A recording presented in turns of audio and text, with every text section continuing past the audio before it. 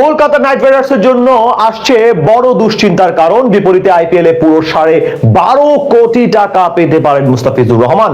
আইনি পদক্ষেপ নিলে মিলতে পারে সুবিধা, এমনটাই তথ্য জানালো ওয়ার্ল্ড ক্রিকেটার্স অ্যাসোসিয়েশন, যেটা সত্যি হলে বড় বিপাকে পড়ে যাবে বিসিসিআই।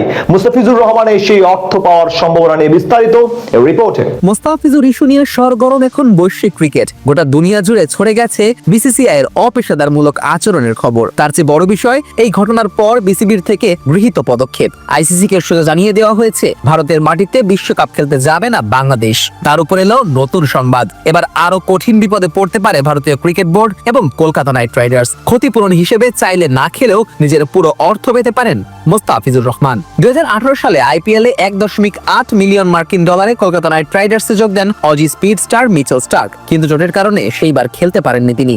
এতে প্রথমে তার অর্থ দিতে অস্বীকৃতি জানায় কেকেআর মালিক পক্ষ। পরবর্তীতে দলটির বিপক্ষে আইনি পদক্ষেপ নেন স্টার্ক। বীমা কোম্পানির কাছে ক্ষতিপূরণের জন্য আবেদন করেন তিনি। এরপর আদালত থেকে সবশেষে রায় আসে স্টার্কের পক্ষে, অর্থাৎ শেষ পর্যন্ত ক্ষতিপূরণ বুঝে পেয়েছিলেন এই পেসার।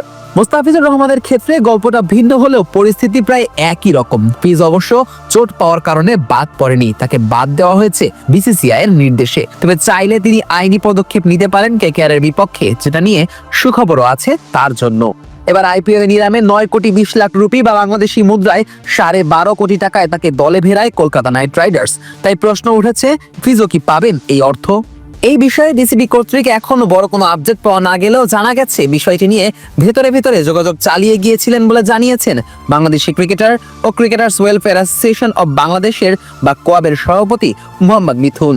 কোয়াব সভাপতির কথায় মুস্তাফিজের পাওনা টাকা নিয়েও চাঞ্চল্যকর তথ্য উঠে এসেছে। মিথুন বলেন, আপনারা জানেন না, আমরা মুস্তাফিজের সঙ্গে আলোচনা করেছি।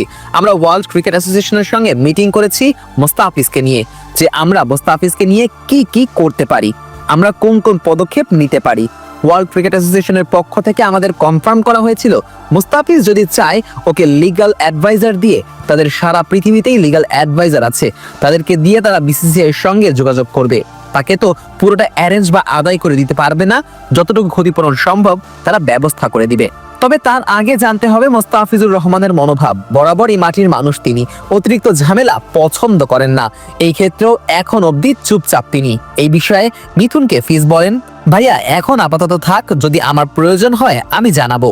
তাই এখন দেখার পালা ফিজ এই বিষয়ে বোল্ড কোনো ডিসিশন নেন কিনা, তাহলেই বিপাকে পড়তে পারে বিসিসিআই এবং কলকাতা নাইট রাইডার্স।